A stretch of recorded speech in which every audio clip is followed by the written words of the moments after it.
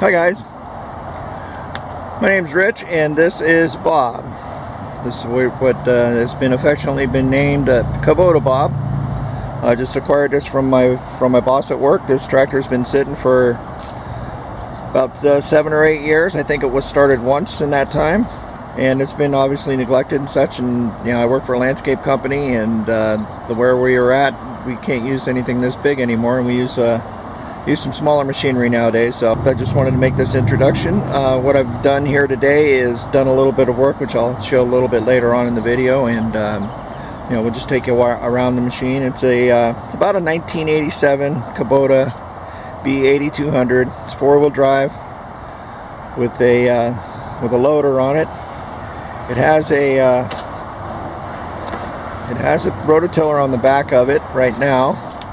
It's a Kubota rototiller, I can't find the serial number or model number on that.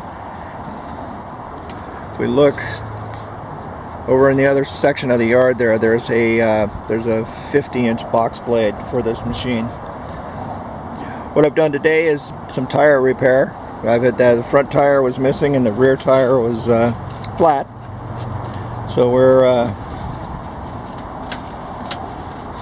I'll show you what we've done here. So we've moved, got this jacked up and got the front tire and rim off, and I'm going to take the rim home and it's rusty on the inside. It's strange that rim is different than the other rim, and I'll just take a close-up of that other rim, and when I do the cleanup I'll show you the difference. And then we've also I've removed the rear tire because it's flat. So that's what we've got going here, and I've got some further explanation going on later on in the video. Thinking of rolling this thing out of the yard that way. I know it looks like a bunch of junk over there, but there actually is a path to get through there to get out. Just some other observations about what I see here is I think I'm going to have the biggest problem with this thing is on the I'll pull this up here, on the 3-point lift. That doesn't seem to be kosher, but it's hard to tell with there's hardly any fluid in it. There's some signs of leakage. You can see some oil spots and stuff down in there. But I think, well, you know, we have to take a look at it. We got to get, I want to get it home, change all the fluids, get a new battery. Obviously, there's no battery, and the battery tray's rotten there. What I've got down there now is just a little, my little can of, they call monkey blood or whatever, which is 50/50 automatic transmission fluid and acetone. And I've gone through, and as you can see, I've sprayed pretty much a lot of the moving parts that are there with that, because this thing's been sitting for so long. It's supposed to get some rain next week, so I just want to kind of get it a little bit covered up. So that's how I got these rusted bolts off. I did them, you know, the lug nuts and stuff like that. I got them off by hand, which I looked at that stuff yesterday and came back today and broke them loose.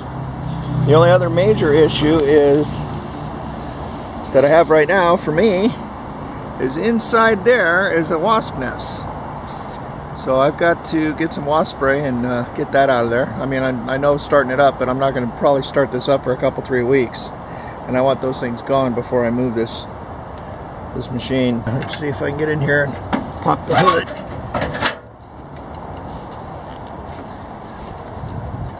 It's kind of precarious.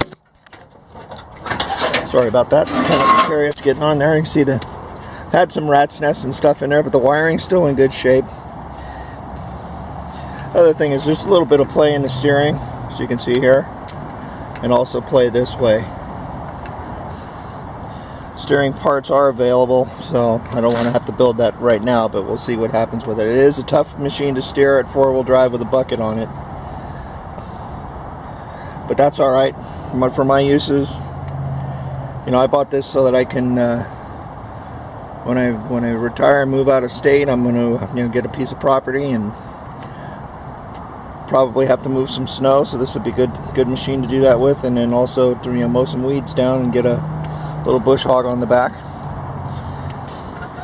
Like I say, overall it's not in super bad shape.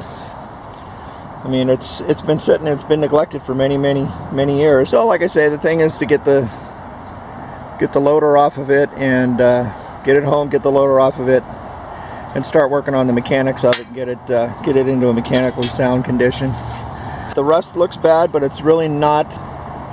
There's not cancerous or anything like that. It can actually be ground down and reprimed and painted. The fenders are in good shape. Like I say, the worst part is just the hood as far as body and tins go. Thanks for watching, and we'll catch you next time.